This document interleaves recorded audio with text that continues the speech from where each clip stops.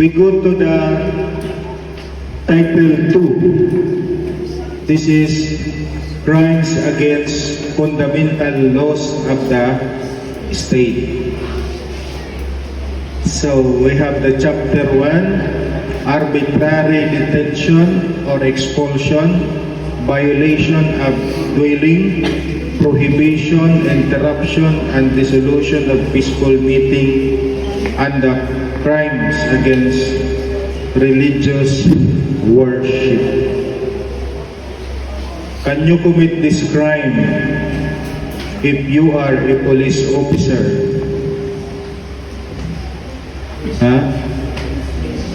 Can you commit this crime if you are an ordinary person?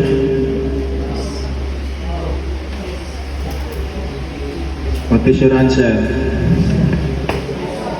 Yes, if you are in connivance to the public officer. But ordinarily, the crime is committed only by a public officer.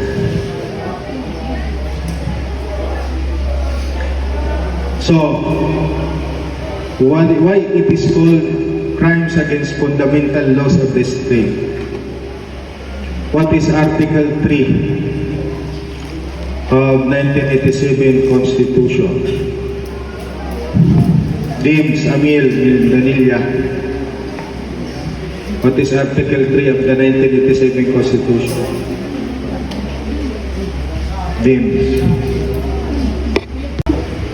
They are called crimes against fundamental laws of the state because they violate the Bill of Rights of the 1987 Constitution. For example, Section 1 of Article 3 of 1987 Constitution, which states that no person shall be deprived of liberty, life, and property without due process of the law. So, this is in relation to Article 124, 125, and 126 of the Revised Penal Code, which punish a public officer or employee whose case where an individual is unlawfully deprived of liberty. Also, under Section 6 of Article 3, which states that the liberty of abode and changing the same within the limits prescribed by the law shall not be impaired except upon lawful order of the court. Neither shall the right to travel be impaired except in the interest of national security, public safety, public health, as may be provided by law. What do you mean by the right and liberty to abode? John Dominic Pastores. Can you reside in Katarman? John Dominic? No? Can you reside in Metro Manila if you want to? Anywhere in the Philippines? That is the liberty of abode. You can build your house wherever you want to in the Philippines. So no one can compel you. Of course, that is subject to the right of other person. Kung lupa ng ibang tao, hindi ka naman maaari magtayo ng bahay doon kung hindi mo naman pagmamayari yan. But generally, anywhere you can build your house. And you can travel around the world, around the Philippines. And no one can prevent you from doing that. Except, of course, if there is a in the interest of national security, public safety, public health. Just like what happened during the COVID. So our travel were restricted. That is in relation to Article 127 of the Revised Penal Code, which punishes public officer or employee who shall unlawfully expel a person from the Philippines or compel the person to change his residence. Okay? How about Section 2 of Article 3 of 1987 Constitution? What is that? The right of the people to be secured in their person, houses, papers, and effects against unreasonable searches and seizures of whatever nature and for any purposes shall be inviolable. No search warrant or warrant of arrest shall be issued except upon probable cause to be determined personally by the judge after the examination under oath and affirmation of the complainant and the witnesses he may produce, and particularly describing the place to be searched and the person or things to be seized. That is in relation to Article 128, 129, and 130 of the Revised Penal Code. So question, who can issue a warrant of arrest or search warrant? Norbin Sigira. Norbin, according to Article 3, Section 2, who can issue warrant of arrest? And search warrant, it's only the judge. Correct. So, huwag kayong maniniwala dun sa mga text messages na nare-receive nyo sa cellphone na kayo ay ipapakulong at may warrant of arrest na in-issue ang piskal or ang chief of police. Even the chief of police cannot issue a warrant of arrest or search warrant. So, if you happen to receive a search warrant or warrant of arrest signed by police officer, chief of police, signed by the mayor, or signed by the President of the Philippines, the warrant is not valid. Because in our Constitution, only the judge can issue a warrant of arrest. Okay, Section 4, Article 3 of the 1987 Constitution, which states that no law shall be passed abridging the freedom of speech, of expression, of the press, the right of the people to peaceably assemble and petition the government for redress of grievances. In relation to Article 131 of the Revised Penal Code. And Section 5, under Article 3 of the 1987 Constitution, it states that no law shall be made respecting an establishment of religion or prohibiting the free exercise thereof. The free exercise and enjoyment of religious freedom and worship without discrimination or preference shall forever be allowed. No religious test shall be required for the exercise of civil or political rights. Article 132 and 133 of the Revised Penal Code punish the violation of the right to free exercise and enjoyment of religious profession and worship. So the government cannot say that you have to be a member of the Roman Catholic Church, that you should be a member of Iglesia Ni Cristo or other sect or religion, because we have the freedom of religion. You can even establish a religion if you want. Diba? Maraming nagtatayo ng free of tax. And the government, the state cannot fund the construction of church or any building in relation to the religion. Diba? Walang, yung pagpapatayo ng mga simbahan ay galing sa contribution ng mga parishioners, mga believers, not funded by the government.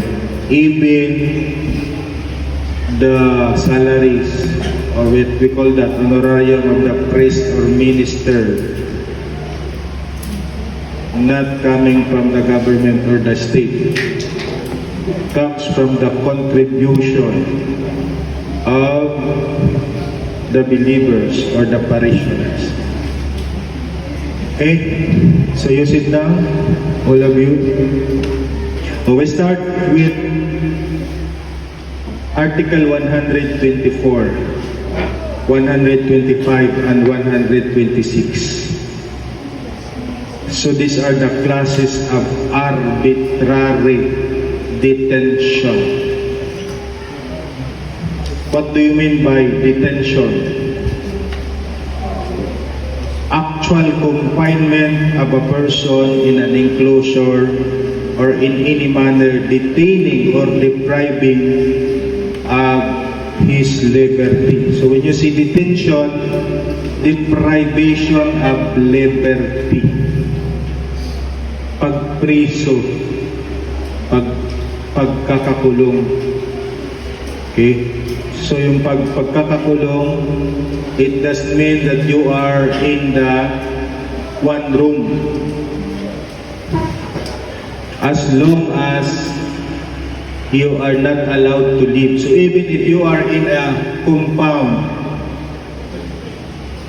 for example, we are here in UAP Katubig, malawak yung compound, but all the gates are closed and you cannot go out. You were detained for 1 week by the administrator. Can he be charged for arbitrary detention? Huh?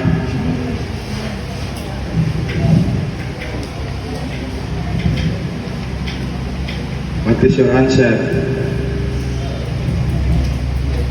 For example, ako, your instructor for criminal law, I do not allow you to leave for 3 days to go out. Can I be guilty of arbitrary detention? No, because only public officer that is vested with authority to detain or to order the detention of the person is liable for this crime. For example, a police officer or other agent, judges, mayor, barangay captain, and the municipal councilor are considered a public relation to the crime of arbitrary detention. So if a private individual, for example, me, I did not allow you to live in the campus, although you are free to go out, you are free to do what you want, you are free to eat, you are free to play, free to read and everything, but you are not allowed to leave the campus. If that person is a private individual not vested with the authority to order the detention, hindi siya police, hindi siya mayor, hindi siya judge, hindi barangay captain, or municipal councilor, or other agent of police authority, the crime would be illegal detention or kidnapping pag private individual. Okay? But if you are a person vested with authority to detain a person, then your crime is arbitrary detention. You are a police officer, kinulong mo ang iyong girlfriend. Not in relation to your duty as police officer. What is that? Illegal detention or arbitrary detention? Oh, illegal because it's not in relation to your duty as a public officer. Okay, let us read Article 124 of the revised Penal Code. Any public officer or employee who, without legal ground, detain a person shall suffer the penalty of arresto mayor in its maximum period to prison correctional in its minimum period if the detention shall not exceed 3 days. Tandaan nyo yung 3 days, ha? If the detention is more than 3 but not more than 15 days, the penalty is prison correctional in its medium and maximum period. But 15 days but not more than 6 months, the penalty is prison mayor. How about if the detention is more than 6 months? The penalty is reclusion temporal. The commission of the crime or violent insanity or any other ailment requiring the compulsory confinement of the patient in hospital shall be considered a legal ground for a detention of any person. For example, si Dominic Pastores, nagkaroon siya ng saltik sa ulo at siya ay lahat ng napapadaan ay kanyang kinakastigo, ginre-rape. So is there a ground for the detention of John Dominic? Okay, yes. According to the law, there will be a ground in case of violent insanity. Okay? So what will be the ground? If a person committed a crime, you have the right to detain the person. Pag nakagawa siya ng krimen. If also he is suffering from violent insanity or other ailment requiring compulsory confinement during the pandemic. Di ba mayroong mga bawal lumabas dahil may batas sa classroom na bawal lumabas. So, if you are suffering, you become positive from the COVID-19, you will be restricted, isolated. For how many days? 14 days. So, hindi ka makakalabas sa loob ng bahay mo or sa ospital. Is it valid? Or is it a violation of illegal detention or arbitrary detention? It is valid because according to our law, if there are ailment requiring compulsory confinement and also for public health and public safety, that is the ground. Kasi pag maglakad-lakad ka dyan sa kalsada na mayroong kang COVID-19, delikado ang public. Arbitrary detention, that the offender is a public officer or employee, that he detained a person and that the detention is without legal ground. So makinig kayo dahil most likely pag kayo ay maging police officer, ito ang inyong makukumit na crime. Mayroong kang pinagsisilosan nanliligaw sa girlfriend mo, isa kang police officer, dinakip mo, ikinulong without any legal ground. You detain the person for 6 months. What will be the penalty? Prison mayor. Okay? So those are the elements. Again, this can be committed by police officer, agent, judges, mayor, barangay captain, municipal councilor, and other person who has the authority to detain the person. Okay, just like what happened in the case of Astorga versus People. Mayor Astorga has ordered the DNR team not to go home. They were restricted or they were detained in a compound. Although they are free to do what they want. They can eat, they can sing, they can dance, but they cannot leave the compound. According to the Supreme Court, the mayor is guilty of arbitrary detention. Okay. What are the examples of detention without legal ground?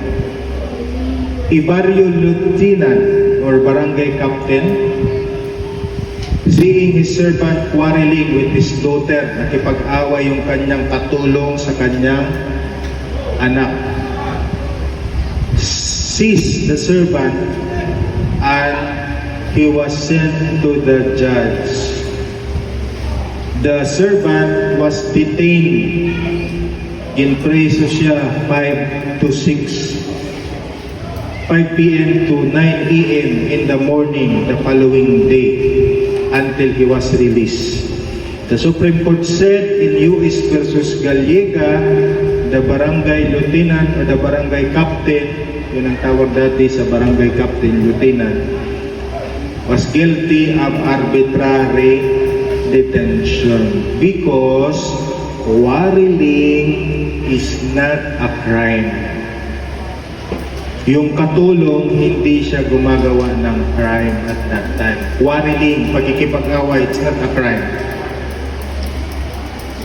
Another example of arbitrary detention, Manila Detective Sergeant arrested Aquilino Tarok because of the suspicion that he might be implicated in the plot to assassinate the president.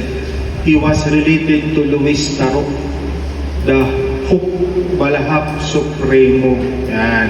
So kaapelyido ni Aquilino Tarok si Luis Tarok, yung leader ng Balahap. They are plotting to kill the president. Aquilino Tarok was arrested.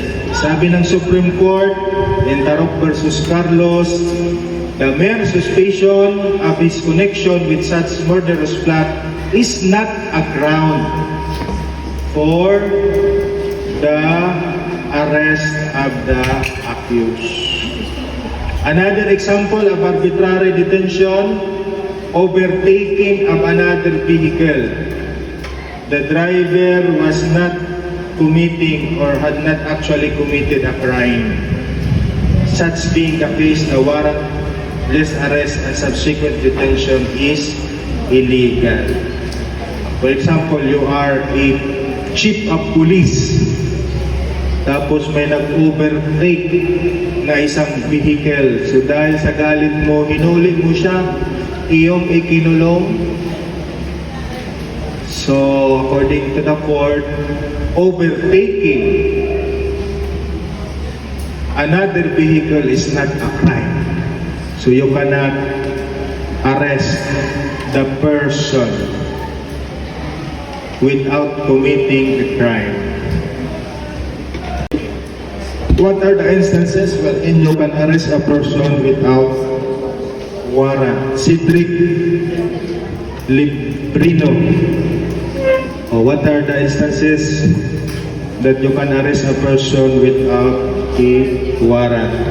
So that is correct. There are 3 instances wherein you can arrest a person without warrant. Number 1, when in his presence the person to be arrested is actually committing, and is attempting to commit a crime. So this is in flagrante delicto. So we have 3 situations. The person to be arrested has committed, past, is committing, present, and is attempting to commit, future, an offense. Past, present, future. What is the requirement? In the presence of the arresting officer or person. So not only the police officer can arrest, because we have the citizens arrest. So a private individual can arrest any person who is has committed and is attempting to commit a crime. So number 1 is called in flagrante delicto. The other one is the hot pursuit arrest. When an offense has been committed and he has a probable cause to believe, based on his personal knowledge of the facts and circumstances, that a person to be arrested has committed. So this is hot pursuit arrest. What is the requirement? Probable cause to believe based on personal knowledge. And the other one is those who escape from the. So we continue our discussion. So a peace officer or private person may arrest a person without warrant in flagrante delicto arrest, in hot pursuit operation, and when the person has escaped from a confinement or from a prison cell. So for number 1, in flagrante delicto arrest, it is not mean that the presence does not only require that the arresting person see the offense, but also when we hears the disturbance created thereby and proceeded at once to the scene of the crime.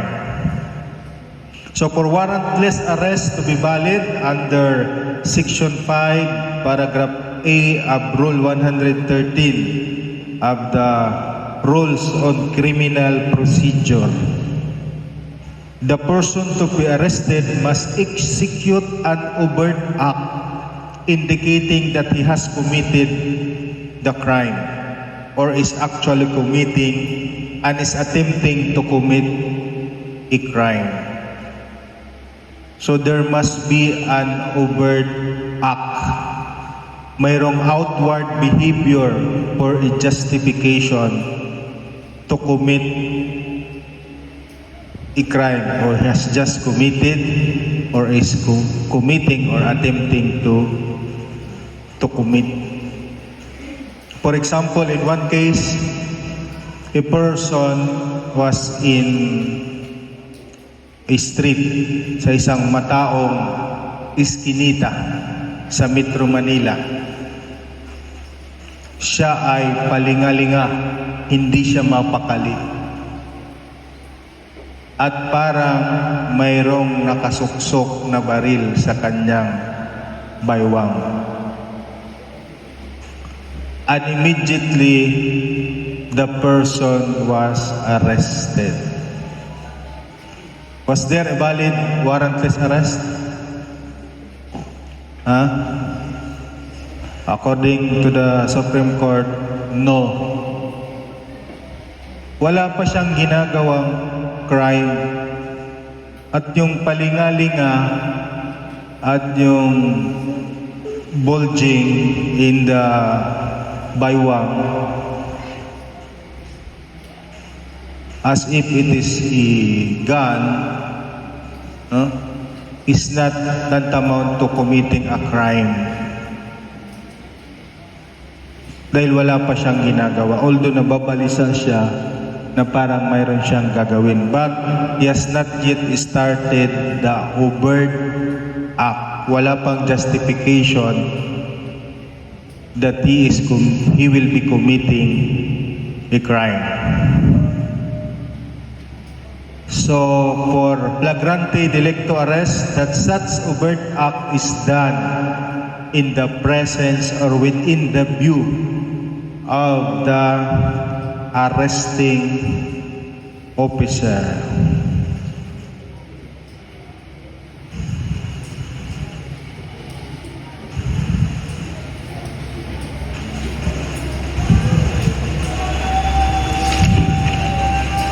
Okay, there is also the so-called a plain view doctrine. Plain view.